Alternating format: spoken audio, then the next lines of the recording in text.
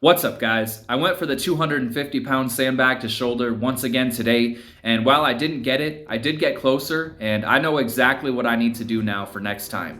I know this is different for everyone, but for me, my ability has always been kind of skewed in the direction of power and explosiveness rather than strength. I'm not the strongest guy. I never have been. I'm getting stronger. I'm stronger than I was, but strength has never been a strong point for me, which I think is kind of why I like it so much.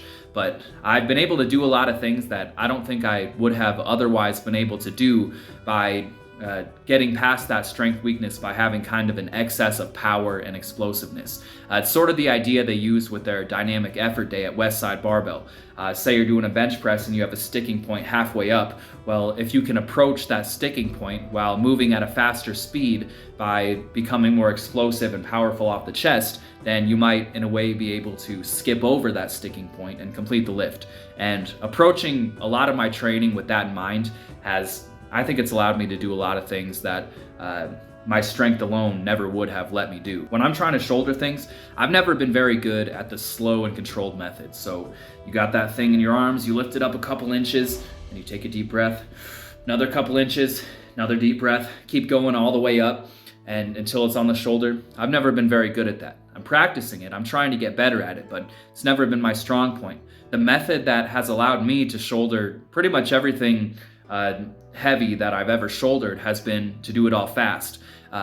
Probably 6 months ago, maybe a year now, I was at the end of a cut and I was getting lightheaded when I'd have any type of long set. I didn't want to stop doing shouldering stuff. I wanted to keep doing it. So I said, I got to get this thing up there as quick as I can so I don't get lightheaded and pass out or whatever. What I decided is, off the lap, when the thing is on the lap, I'll take a huge breath, get that brace, and then I can't breathe again until that thing's up on my shoulder. And it's actually been the best thing I ever did. It's allowed me to lift things that I don't think I could have otherwise. First of all, when you're holding something on your lap, you can get a much better brace than when you have something on your chest. And I think that's helped. But also just approaching the lift with a mindset of power and saying, I got to do this quick, rather than approaching it with a mindset of strength I think it's just helped a lot. And what I realized is I've been approaching this 250-pound bag with that mindset of strength like I used to. I think just because it's so heavy and it just feels big, and when I see other people lifting the sandbags that are a lot bigger than they are, they're all doing that slow and controlled strength method. What I realized today is I've got to do the same thing I've been doing with all the other sandbags. I got to use that power mindset. And so what I realized today on my final lift, I did 4 attempts, and on my last one today, of course, I realized if I had just kept going and not stopped to take another breath, I think I would have got it. I lifted that thing, the horizontal method, off the lap, got my arm underneath, and then I did a reposition, another reposition, and if I just kept that brace at that point, I think I could have tossed it all the way up. But I got there and I thought, well, I've done 3 heaves. I probably shouldn't keep holding my breath, right? I need to reset and take a breath and all that. And that's what caused me to fail it. I know exactly what I need to do now.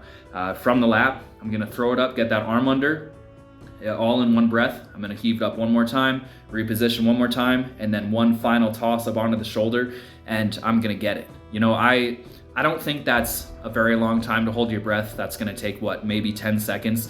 I don't think that's unrealistic.